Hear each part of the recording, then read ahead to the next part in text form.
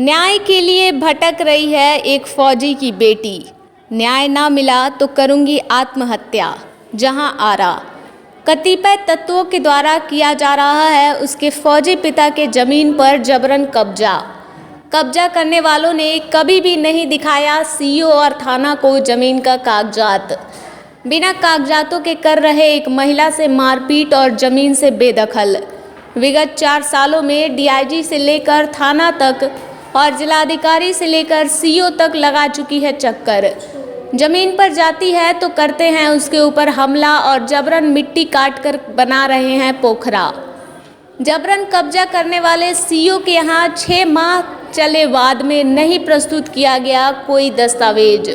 News 9 times Bettiah से आशुतोष कुमार बर्णवाल की bureau report. पश्चिमी चंपारण के बेतिया पुलिस जिला अंतर्गत बैरिया थाना के मियाँपुर दुबौली सिरिसिया मठिया गांव के दिवंगत फौजी स्वर्गीय इंद्रेश खां के जमीन व संपत्ति पर जबरन कब्जा करने का प्रयास उनके ही कतिपय रिश्तेदारों व अन्यों के द्वारा किया जा रहा है, जिसके लिए फौजी की बेटी जहां आरा को धमकी, मारपीट और कई तरह की यातनाएं विगत 4 सालों से निरंतर दी जाती रही है। हालांकि अपने ऊपर हो रहे हमलों और अत्याचारों के लिए वो लगातार प्रशासन और थाना का चक्कर लगा कर अब थक चुकी है, जहां उन्हें न्याय नहीं मिल पाने से बिहार सरकार से लेकर प्रशासन तक से निराश होकर अपने आप को बेबस समझ रही हैं। अपने दिवंगत फौजी पिता की खरीदी जमीन पर अपराधी प्रवृत्ति के लोगों की गिद्ध नज़रों और हथियाने के प्रयास के हथकंडों से वो काफ़ी भयभीत है और अपने साथ किसी अनहोनी की आशंका भी व्यक्त कर रही है। हालांकि वो अपने जीवन काल तक अपनी इस हक की लड़ाई में पीछे ना हटने का साहस भरा फैसला भी ले चुकी है। साथ ही आशावादी फैसलों के साथ कभी कभी निराशा भी हावी हो जाता है, जिससे वो आत्मदाह करने तक की बात कह डालती है और उसके लिए प्रशासन की उदासीन कार्रवाई को जिम्मेदार ठहराती है। अब तक दर्जनों आवेदन जिला से लेकर प्रदेश के अधिकारियों और जनप्रतिनिधियों को हाथ से लेकर स्पीड पोस्ट से भेज चुकी है। जहां आरा ने मीडिया से बातचीत के क्रम में बताया कि वो अपने फौजी पिता की वारिस है, जो कि 2018 में इन्हीं आरोपियों के झूठे अफवाहों की वजह से हार्ट अटैक आने से उनकी जान चली गई थी। अब उनके साथ उनकी 70 वर्षीय वृद्ध और बीमार मां है, जिनका पूरा ध्यान रखना पड़ता है। पूर्व में भी इन आरोपियों ने पिता के जीवन काल में भी उनकी खरीदी गई जमीन को हड़पने का प्रयास किया था, जिसमें 2017 में अनुमंडल पदाधिकारी सदर के यहाँ 144 भी लगा था, जहां हमारे द्वारा सारे दस्तावेज प्रस्तुत किया गया और आरोपियों के द्वारा कोई कागजात नहीं प्रस्तुत करने के बाद फैसला मेरे पक्ष में आया। पर 2018 में पिता के मरने के बाद फिर 2019-20 से वो सभी आरोपी मेरे ज़मीन पर चढ़ने लगे और जोतने का प्रयास करने लगे। पिता के मरने के बाद मैं अकेली हो गई और प्रशासनिक अधिकारियों और पुलिस पदाधिकारियों से न्याय की गुहार लगाने लगी, जिसके लिए कई बार थानों में आवेदन भी दिया, जिसको लेकर सीओ बैरिया के यहाँ एक वाद भी चला, जिसमें 6 माह बीत जाने के बाद भी विपक्षियों ने अपना कागजात प्रस्तुत नहीं किया और मेरे प्रस्तुत कागजातों के आधार पर मेरे पक्ष में सीओ ने प्रतिवेदन दिया। उसके बाद मैं जब भी ज़मीन पर जाती हूँ तो वे लोग जानलेवा हमला करते हैं, मारपीट, गाली गलौज तक मेरे साथ करते हैं। फसल लगाती हूँ तो काट लेते हैं, पीढ़ी लगाती हूँ तो उजाड़ देते हैं और यहाँ तक कि ज़मीन में लगे पेड़ों तक को काट लिया जाता है। हालांकि कई बार हमला करने के पश्चात एक बार मैं ज़्यादा घायल हुई थी, जिसको लेकर काफ़ी दौड़ लगाने के बाद बैरिया थाना में फरवरी माह में प्राथमिकी संख्या 42/22 दर्ज हुआ, पर पुलिस के द्वारा उसमें भी कोई कार्रवाई अब तक नहीं की गई, जिसका नतीजा उनके मनोबल में बढ़ोतरी हो रही है और वो अब बिना भय के मेरी ज़मीन से रात में मिट्टी काट रहे हैं और पोखरा खोन रहे हैं, जिसकी शिकायत बैरिया थाना में करने के बाद सिर्फ खानापूर्ति जांच करके अधिकारी आकर चले जाते हैं। अपने किसी भी प्रयासों से हार नहीं मानने वाली जहां आरा ने हालांकि फिर से पुलिस अधीक्षक बेतिया को आवेदन देकर न्याय की और सुरक्षा की गुहार लगाई है। अपने दिए आवेदन में ताज खां, शेख अख्तर, हातिम खां, सफ़ी खां, इस्ताक खां, वसीम खां आदि को आरोपी बनाया है और इनके द्वारा धमकी व मारपीट के प्रयास का आरोप लगाया है। परंतु जमीन हड़पने का प्रयास करते हुए आरोपियों से जान को भी खतरा होने की आशंका भी बताई है। प्रशासनिक आदेशों के बाद और संपूर्ण दस्तावेजों के रहने के बाद भी वैसे लोग जमीन पर अपना कब्जा कर रहे हैं जिनके पास कोई भी कागजात और कोई भी प्रमाण नहीं है। वहीं सूत्र यह भी बताते हैं कि ताज खां और इश्ताक खां के पिता स्वर्गीय मुजर्रम खां चंपारण के इनामी और दुर्दांत दस्यु थे, जिनका आतंक चंपारण में काफ़ी था, जिसके कारण इनके आपराधिक छवि के कारण कोई भी इनके खिलाफ नहीं बोलता है और ना ही कोई कार्रवाई करता है। हालांकि बैरिया थाना सूत्र भी बताते हैं कि जहां आरा की ज़मीन है और उसे तंग और तबाह कर हड़पना चाहते हैं आरोपी। ऐसे में यह समझा जा सकता है कि एक फौजी की बेटी कितनी बेबस और मजबूर हो गई है कि उसे भी न्याय पाना कितना कठिन हो गया है, जो चाह कर भी अपने ज़मीन पर खेती व कार्य नहीं कर सकती। और तो और निकट भविष्य में ज़मीन पर कब्जा होने की भी संभावना बनी हुई है और जान का खतरा अलग से है। News 9 times. मेरा नाम जहांरा हुआ। फौजी इदरीस खां, स्वर्गीय फौजी इदरीस खां की बेटी हूँ। उन्होंने फ़ौज की नौकरी 2 नौकरी की, एक एएससीटी की और फिर डीएससीटी। 40 साल फ़ौज की सेवा किए हैं, देश सेवा किए हैं। और उनकी ख़त्म होने पर 2018 में 2018 में उनके वो एक्सपायर कर गए। सितंबर 14 को जो मौत का कारण मुजर्रम खां का बेटा ताज खां था, जो मेरे फादर बाहर बैठे हुए थे, उनको आकर वो जानता था कि हार्ट पेशेंट है। उन्होंने कहा कि मैंने आपकी बेटी को गोली मार दिया है, उसकी वजह से मेरे फादर की जो है हार्ट चौक कर गया, वो मर गए। उनके मरने के बाद मैं काफ़ी डिस्टर्ब रही। 2019 में भी काफ़ी परेशान रही।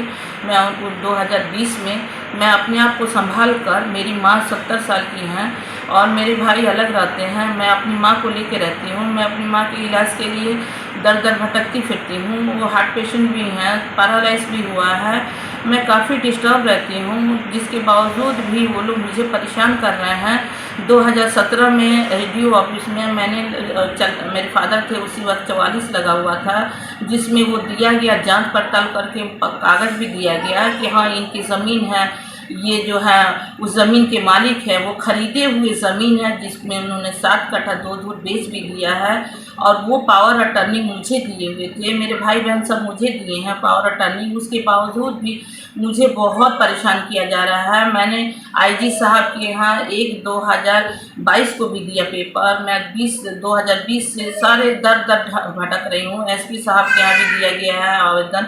मैं एसपी साहब को 4 आवेदन दे चुकी हूँ, जो कि स्पीड पोस्ट के द्वारा भी गया है। 3 में हैंड बाई दे के आई हूँ और फिर भी मेरे साथ अभी तक मेरा एक केस दर्ज भी किया गया 2022 में, जो कि अभी तक उस पर कोई कार्रवाई नहीं हो पाई, ना ही उन दबंगों को मना किया जा रहा है। मुझे 3-4 बार मारा गया, जिसकी वजह से मेरे पैरों की दोनों घुटने की हड्डियां, एक में खून जम गया और एक में काटी टूट गई है। अभी मुझे गर्दन में मारा गया, घिसट के 6 को भी मारा गया। मेरे साथ 4 बार वो लोग मार चुके हैं और बोलते हैं कि प्रशासन हम अपने पॉकेट में लेके चलते हैं। मुझे बहुत डिस्टर्ब कर रहे हैं, मेरी जान को भी खतरा है, मेरे पूरे परिवार को भी खतरा है। वो क्रिमिनल टाइप के लोग हैं, जिनका नाम श्रीसिया मठिया, ताज खां पिता स्वर्गीय मुजर्रम खां, इश्ताक खां पिता स्वर्गीय मुजर्रम खां, शेख अख्तर पिता शेख रुस्तम और जो है खुदरखन खां का बेटा पोता हातिम का बेटा हासिम, सफ़ीक। ये सफ़ीक जो है ये शराब का ठेका चलाता है और कहता है मेरे पास इतने सारे लोग हैं कि तुम्हारा पता भी नहीं लगेगा, तुमको मार दिया जाएगा। आज की डेट में वहाँ मेरी ज़मीन से मिट्टी काट के शेख अख्तर ने पोखरा बना लिया। 25/2/6 को जब मेरी मिट्टी काटी गई रात में, मैंने सुबह आवेदन दिया थाना प्रभारी साहब को, वहाँ से मिट्टी काटी जा रही है, मेरा पोखरा खोना जा रहा है, उस पर भी कोई एक्शन नहीं लिया गया, जिसकी वजह से वो पोखरा भी खुन गया। वहाँ पे मेरा 2 पेड़ था जो अशोका का, वो पेड़ भी उन लोगों ने काट लिया। मैं कल वहाँ पे गई हुई थी, मुझे धमकी मिल रहा है, मेरी जान को बहुत खतरा है। अगर मैं मरती हूँ, किसी प्रशासन के द्वारा मेरे साथ कोई इंसाफ नहीं किया गया, मैं बिहार में अपने आप को अनसेफ महसूस कर रही हूँ।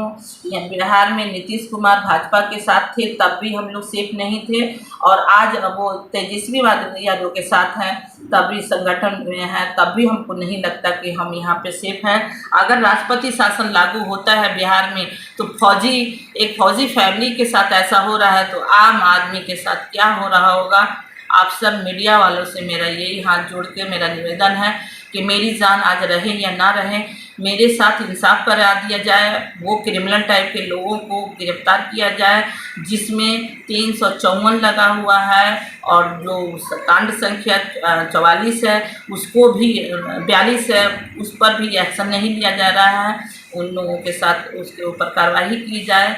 मैं सारे प्रशासन वालों के आभारी रहूँगी, और मैं इन चीज़ों को थक गई हूँ। मैं 2020 से मैंने किसी का दरवाज़ा नहीं छोड़ा है, एसपी साहब से लेके डीआईजी साहब से लेके डीएसपी साहब से लेके मैं एमएलए नारायण से एमएलए के पास से लेके मैंने किसी का दरवाज़ा नहीं छोड़ा, और मेरे साथ किसी ने कोई मदद नहीं की है। मैं बहुत थक गई हूँ, मैं बहुत ही डिस्टर्ब हूँ, और मेरी जान को बहुत खतरा है। चाहे इसके बाद मेरी मुलाकात आप लोग से हो ना हो, ये चीज़ें पहुंचाइए कि एक फौजी की बेटी के साथ कितने बेइंसाफ़ी हो रही है। क्या फौज की देश की सेवा करने वाले की बेटी के साथ, उसकी बीवी के साथ, उसके बच्चों के साथ इस तरह हो रहा है, तो ये कोई अच्छी बात नहीं है। हम आप लोगों से हाथ जोड़ के निवेदन करते हैं कि मुझे इंसाफ कराया जाए, और मुझ पर जो भी है सब प्रशासन वालों से लेकर सबसे मैं सबकी आभारी रहूँगी। थाना के द्वारा कोई कार्रवाई सही कार्रवाई की जाए, और आईयू के द्वारा थाना के द्वारा ये कार्रवाई अगर सही हुई होती तो आज मेरी जो मिट्टी कट रहा था उस वक्त मैंने जो 25 तारीख को आवेदन दिया था, 25/6/2022 को, अगर थाना प्रभारी साहब ने इस चीज़ पर अगर ध्यान दिया होता तो आज के डेट में मेरा पोखरा नहीं खुनाया होता, आज के डेट में ये काम नहीं होता। थाना प्रभारी साहब का ये कहना बहुत बुरी बात थी कि इनके द्वारा किसी के आवेदन देती हैं और उससे दोबारा मांग के लाई आवेदन की मिट्टी नहीं खुना रहा है, तो मैं इन पर केस करूंगा। ये बताइए, मैं आवेदन देने थाने पे जाऊंगी तो मुझ पर केस होगा, यानी मुझे धमकाया जा रहा है, मुझे डराया जा रहा है। मैं डरने वालों में से नहीं हूँ, मैं देश सेवा करने वाली की बेटी हूँ, मेरे साथ इंसाफ हो। मैं बैरिया थाना से कोई आपकी ज़मीन पर गया था कि नहीं गया था? नहीं, आयु गया हुआ था वहाँ पे इंक्वायरी के लिए। आयु ने कहा कि इनकी ज़मीन के नीचे से मिट्टी काटी जा रही है, तो ज़मीन के नीचे से तो वो तो मेरी ज़मीन ऊपर 4 कट्ठा है, तो 2 कट्ठा में से नीचे से काटी जा रही है। 26 तारीख को वहाँ पे नहीं, मैंने 25 को दिया था, 25 को थाना प्रभारी भेजे हुए थे आदमी, ऐसा नहीं है कि नहीं भेजे थे।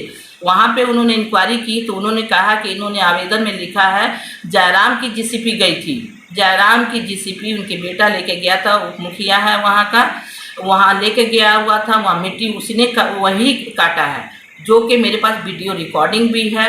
मैं आप लोग को रिकॉर्डिंग सुना सकती हूँ। एक्सेप्ट किया है कि हाँ मैंने काटा है, मेरे को नहीं पता था कि आपकी ज़मीन है। जब मेरी ज़मीन है, उसका कोई कागज़ पत्र उनके पास नहीं है, तो मेरे साथ ऐसा क्यों हो रहा है? जब मैं पेड़ी लगाती हूँ उखाड़ के फेंक देते हैं, वहाँ पे मैं खेती करने जाती हूँ तो मैं मार खाती हूँ, खेती अगर मैं धान डाल देती हूँ तो काट लेते हैं। ये 2018 से ये लोग कर रहे हैं, और जो झूठ बोल रहे हैं कि मैं ये है 6 महीना सीओ साहब के पास चला है, 6 महीने में भी उन्होंने जनता दरबार में कोई कागज़ नहीं दिया। मुंह के बदौलत ये लोग दबंगई के बल पर, और ये क्रिमिनल टाइप के लोग हैं, ये मुझे जान से मारने की कोशिश कर रहे हैं। ये सोच रहे हैं मैं डर जाऊंगी या मैं अपनी ज़मीन नहीं लूँगी, मरते दम तक ये लड़ाई में लड़ूंगी।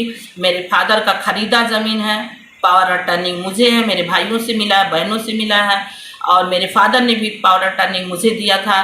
सब चीज़ का, बंदूक का लाइसेंस का पावर अटर्निंग मुझे है, सब चीज़ का पावर अटर्निंग मैं अनमैरिड हूँ। मैं अपने बाप के पास पूरी ज़िंदगी बिता दी एक बेटे की तरह, मैं बड़े बेटे की तरफ मैं पूरे घर को डील कर रही हूँ, सब भाई बहनों को देख रही हूँ। शुक्रिया सारे मीडिया वालों से, सबसे मैं सबकी एहसानमंद रहूँगी। मेरे साथ अगर इंसाफ होता है तो मैं सारे थाना प्रभारी, एसपी साहब सबकी आभारी रहूँगी। अभी भी वक्त है, मेरे साथ इंसाफ कर दिया जाए, नहीं तो मैं पेट्रोल डाल के अपने आप को आत्महत्या कर लूँगी। इसकी जिम्मेवार प्रशासन से लेके और दबंग लोग जितने भी मुझे डिस्टर्ब किए हैं, परेशान हैं, ये सब रहेंगे।